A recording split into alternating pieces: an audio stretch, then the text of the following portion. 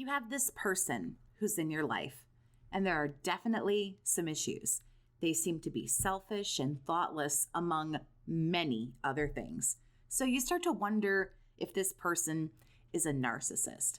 In this video, I want to review not only the signs of narcissism, but how you can actually diagnose a narcissist.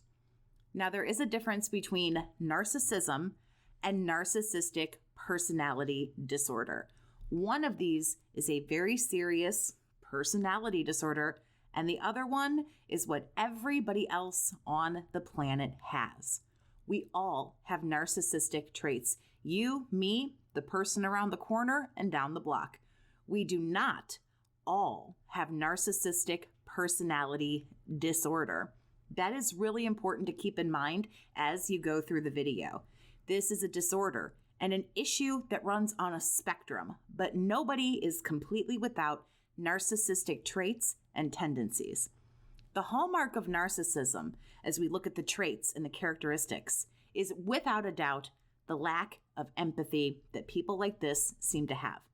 Narcissists don't understand, and they have a very hard time dealing with other people's emotions and feelings, how you're feeling, and why you're feeling the way that you are. More importantly, they also struggle very hard, even if they can identify the feelings you're having. They're struggling to care about why you feel that way.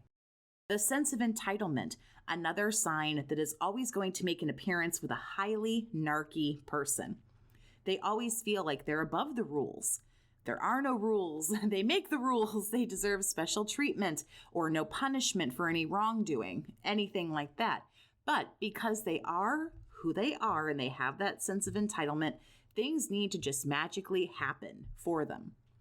Grandiosity is the really delusional, self-inflated ego and the major sense of importance that these people have placed on themselves. Remember, they believe they're special, unique, one of a kind, on another level, above the rest.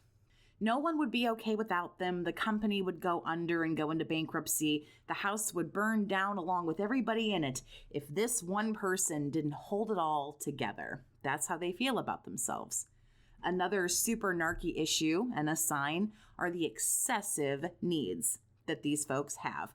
They always need something. Adoration, admiration, obsessive compliments, attention, money, sex, power, status, control, materialistic things, and a million other things I'm sure I'm forgetting that lie in between all of that other stuff. They need it constantly, every second of every day. Oh, and by the way, it's your job to give that to them. Way more of it than you or even a million people could possibly ever give. Another issue and clear sign that there's something wrong is what I call the selfish chess game. The way these people move about is really incredible. They have that very exploitative behavior. It's all about taking advantage of others, pitting people against each other to take advantage of both for their own personal gain. Again, it's a huge sign of narcissism. These people who are out to clearly just take advantage of others. Arrogance, another sign of a narc. They're above you and you and you and you back there in the corner and the rest of the world, really. I don't really have to go on and on about what arrogance is, but there are other signs as well that I'm not going to spend a whole lot of time delving into, but very quickly here. They obviously struggle with jealousy. They're very envious creatures. Some are obsessed with their appearance. Now, not all of them, but quite a fair few. They don't respect anybody or anything. They have issues with boundaries, obviously, the ones that you set and everybody else too. They're all signs of narcissism. So I wanted to get some of those out in the air and be very clear that those are some of the signs. To talk with me one-on-one, see what programs I offer for healing, clarity, and support, and how to get started, you can visit my website or you can send an email to book a chat with Jess@gmail.com. All this information is available down in the video description for you, and it's just one click away. So we went over the signs. Let's say this person in your life, they have 3 of these signs, or they have 5. Hell, they have all of these things, right? So here's where we diagnose. They are a narcissist, right? Right? Well, we can. We could easily make that diagnosis, except we can't. And honestly, we really shouldn't. Unless you have a PhD in all of this, and even then, you shouldn't be diagnosing somebody who you kind of have a personal interest and investment in. You really can't do this. And again, shouldn't be doing this. Now, that being said, there's nothing wrong with researching what's going on with this person. Why are they doing what they're doing? There's nothing wrong with looking around and thinking, this person hits an awful lot of these signs and a lot of other issues. And oh yeah, wow, it's really bad. But this person in your life, honestly, let's just say they go and sit down and talk to a professional. That professional might not diagnose them as having NPD, or they might, and also diagnose them with having other issues or other severe conditions, or maybe they're just not severe enough to warrant getting a diagnosis of narcissistic personality disorder.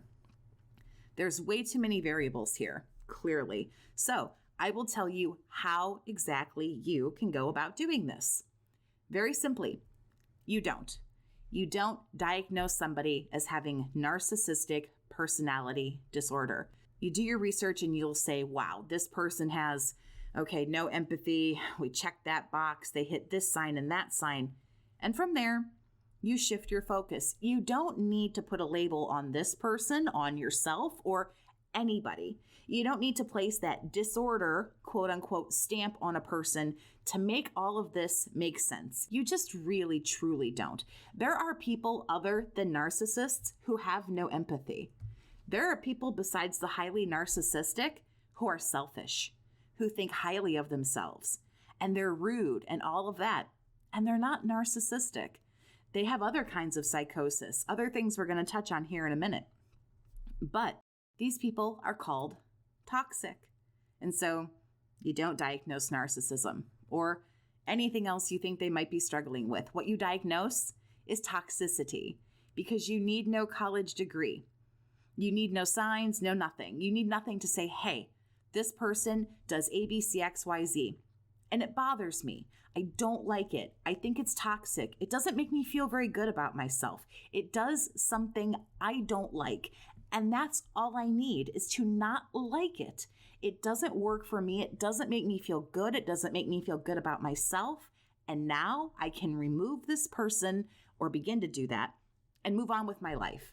Hell, these people could have MPD, BPD, bipolar, depression, other kinds of psychosis, and hell, maybe some other things thrown into a cocktail of holy shit, get some therapy. But none of that really means a damn thing to you. You aren't a professional. I'm not either. You can't diagnose. But the really great thing is you don't have to. A person doesn't have to have a disorder of any kind to be a toxic loser that you don't want to spend time with. It's okay for somebody to lean in, survivor, lean in. It's okay for someone to just be an asshole. Not everybody has to have a disorder. Not everybody has to have a stamp, a certification. Not everyone's certifiable, and nobody needs a label. It's okay to look at this person and say, oh, God, they're rude, they're mean, they're selfish, they think the whole world revolves around them. Oh, God, they're a busy idiot. They're in a hurry to go nowhere. They're not nice. They're not kind. You know what? I'm over it. Survivor, it's okay to say that, regardless of what the person has mentally or what they don't. While I do feel the number of actual people with NPD is low, and it's not an accurate number because these people don't often go get diagnosed, I also know firmly that every selfish prick you meet isn't a narcissist. Every bossy bitch isn't a narcissist. And that is how you diagnose toxicity. What works for you, what doesn't, and you go from there. That is actually a far more valuable skill than can you pick a narc out of a crowd. What do you think is toxic? What will you put up with? What won't you? Where are your standards? Where are your boundaries? And diagnosing toxic people, not just narcs. We need to back away from way more than just the people who have MPD. That's for sure. We have to protect ourselves from other people Tell me what you think about all of this down in the comments. Have a great day, survivor, and take care of yourself.